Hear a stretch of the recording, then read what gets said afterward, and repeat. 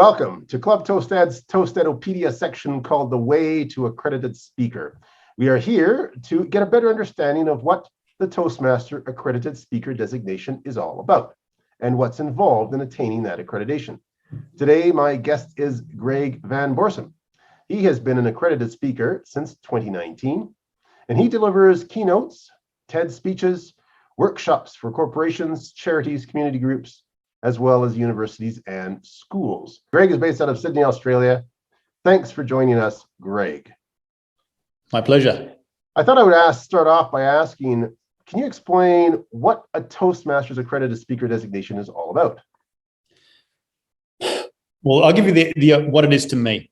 So to me, it's a Toastmaster that's pushed themselves to the limit of becoming someone who people will pay as a professional to deliver speeches for them. So it's not a fluff speech. It's not that stuff that people make me feel good. It actually has key takeaways that can benefit a business or benefit, corporation or benefit huge community groups. So someone who gives clear, concise takeaways, who's also a professional on the stage, who can deliver physically, emotionally, and verbally every facet of what they do to the utmost degree. That's what I feel an accredited speaker is. And, it's a huge honor to get it because it's a process.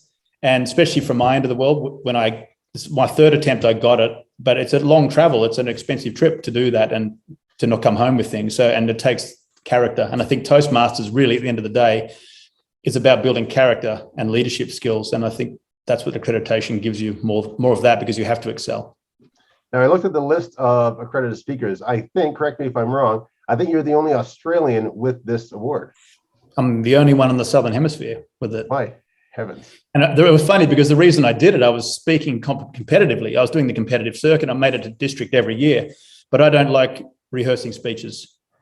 I've never written a speech in my life. I know my stories. I make a very big point of knowing my stories. And it was actually a good friend of mine, Wendy White, who's a Toastmaster as well, who said to me, have you ever thought about the accredited speaker's path? She goes, because your stories are more than 7-minute stories. And she goes, you have so many, because I've had a very diverse life. I mean, if people look into my background, it's all over the place. And so I started drawing upon those stories. And out of that, I realized there was probably the better path for me. And it gave me something more to work for and longevity in my speeches. So I started working really hard at doing impromptus that went for 2 hours. And so I can now do an impromptu corporate presentation for an hour and a half off the top of my head. And I can weave it to suit the audience. I think the trouble with many people these days is they get a speech written and they have it like insert name here. Oh, I'm in Buffalo today. Or I'm in Georgia today. It's like, well, no, we'll give them something new. And for me, it's exciting because I don't know where I'm going to go. The audience doesn't know where I'm going to go. So I don't have a pre-formed speech. People go, oh, I've heard that before. No, you haven't, because I've never said it before in that way, shape or form. And so competition was fun, but it wasn't as interesting to me as then I followed this path and I thought, this is for me. And so it was really thanks to Wendy that I started it. And then I had great support from people back here who were really behind me trying to achieve it, because I've only been a Toastmaster for, been 7 years now, I think it is. And I went into Toastmasters because a friend of mine took his life, and I'd been through 13 suicides, and I decided to change it. And that's why I started to speak. So I had a real reason to do it. And so when I went in, I was single-minded. Nice. And I know that accredited speakers are for those professionals who speak on a specific subject matter. So what's your subject matter expertise in professional speaking? I speak on 2 topics. I can speak on anything. I can speak underwater, but I speak on 2 topics, leadership and mental health. And I think they're like peas in a pod. They go together. If someone's having a bad time at work, it bleeds into your home life and vice versa. And so I teach people how to lead better. In my time, in 20 plus years of being a professional in the film industry, I've worked on and directed and choreographed on films that have won 7 Oscars. And that taught me to lead teams of 1,000 plus people, professional stunt performers under high stress and high danger environments. From my professional sports career, where I had to work myself to a higher level and understand how to take care of me, because we're the hardest person to lead is ourselves. We're like an insolent 3-year-old child that doesn't want to listen. And so if you can get control of yourself, then you can start working out how to lead yourself, then you can work out how to lead others. So then that bleeds into mental health. So I don't believe in mental health. I think it's health. If your body's not healthy, your mind's not healthy, and vice versa. So all of these things go together. So that's what I really talk on is mental health in leadership. And that's my skill set, because I want to bring out the best in people. And I want to teach people in a position of what they call authority, how to be leaders, not authoritarians, and how to bring out people's best and help them rise up so they can become all they can be. Nice. Now, there are 89 accredited speakers. What number are you? 82. Oh, okay. So it hasn't been too long ago. Wow. No.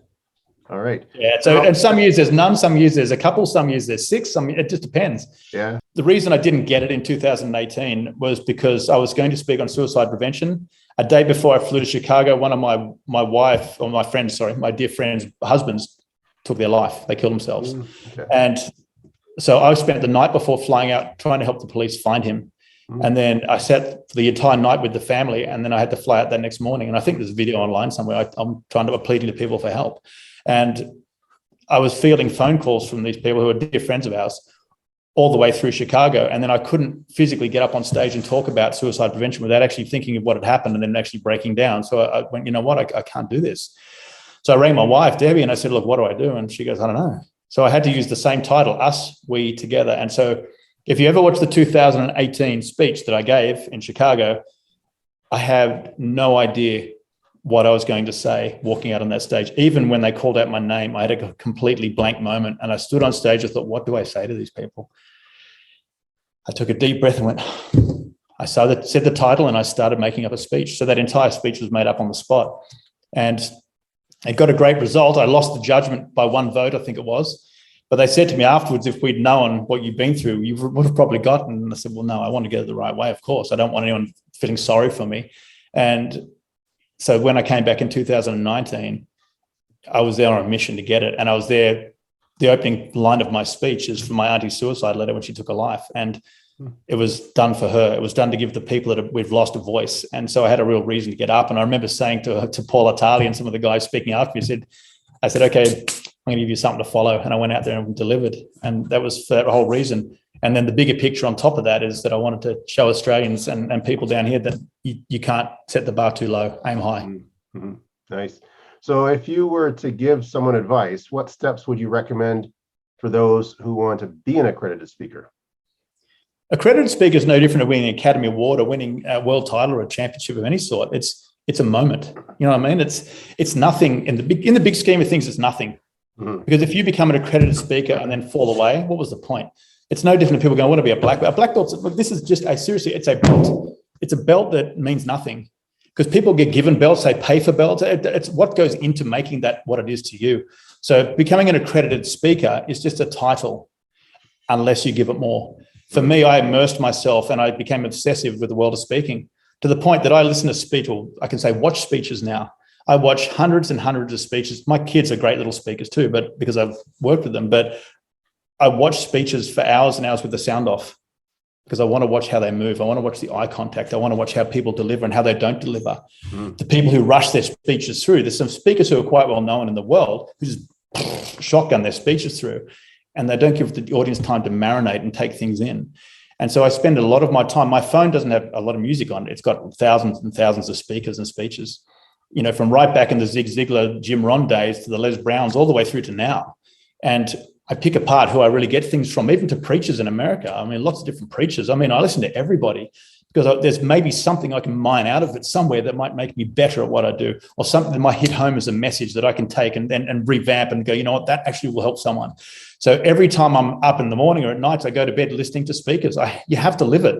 Being an accredited speaker just gives the bit more opening to a doorway, which might let you in so you can change life for the better. And that's the aim. I mean, the title's the title. It'll sit there for sure. It stays there in the annals for time. But if you don't grow and become something more, what was the point?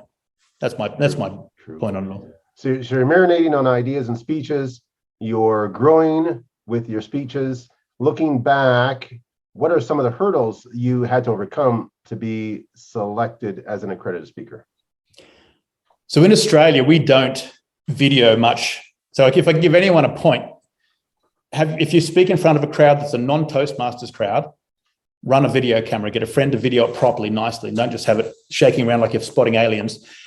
Do it properly, because that goes, you can submit that as part of, if it's a paid speech, you can submit that and have it uncut. So it has to be, a 40-minute speech, but have it uncut.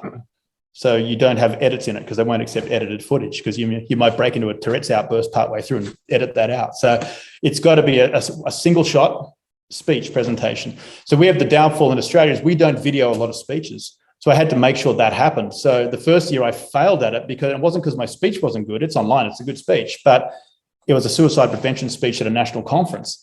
But what happened is they promised me the world and delivered me an atlas. So they said, oh, we're going to have a camera crew there. There's going to be a whole stage for you, TV screens, the whole shebang. I get there. There's a band set up across the stage, so I can't use the stage. There's no microphone, so I have to use the lectern mic, which, they're like slapping yourself on the back of the head. There's nothing to present. It was nothing. So I knew right then that the video that I had wasn't going to get through because I didn't have any stagecraft. I was stuck at a lectern all night delivering from here. And that's the notes I got back. Oh, you didn't use the stage. And I said, well, I couldn't. I had a lectern mic. There was things I was stuck, and I knew that year was gone. So I submitted again for the next year, and I thought, I'm going to take my own people and video my own stuff, which is what I did. And that got me in. So it was about a 45-minute keynote, and it was, in front of a group of 700 or 800, I think. And that got me in the door. It was a single shot, and it was set towards the back of the room because I wanted to show them the audience. The only note I got back from them was it could have been closer to see my facial expression. So, maybe shoot it from midway, but get video footage of all your speeches, because on the flip side of that, you can refer to them and look at them and analyze them and make yourself better. That got me in the door. And then when I went to Chicago, of course, I didn't get it, which is a huge hit because people supported me so much. And guess what the first question is when you get home? Hey, how'd you go? Yeah, didn't get it. Oh, man. Awesome. So when 3,000 people ask you that, it really feels good. So I'm driving home from the airport the whole way going, I don't want to do this again. Why should I be judged? I don't want to do this. I'm an idiot. But by the time I'd gotten home from the airport, which was 2 hours, I'd talked myself back into it, going, you know what? You've done this far. Never quit. Never stop. Your dad taught you. You always find another way.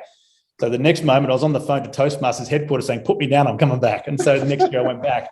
And they're the pathways. You go through hits, and this is life. You go through massive hits, and it's too easy to walk away. Mm-hmm. But the regrets of time get worse if you don't readdress it. And I've always been one that's always taken the hit, taken it on board, and sometimes it hurts you for quite a long time, and you've got to suck it up and get back in the game. And so I got back in the game, and I worked really hard for it. And nice. I came into this studio, and I turned the lights off. I do all my speech rehearsals in the dark at nighttime because I like to visualize a crowd. I close my eyes and I talk to an invisible crowd that's never there, but I get the responses and I talk to them, and it gets all my movements real.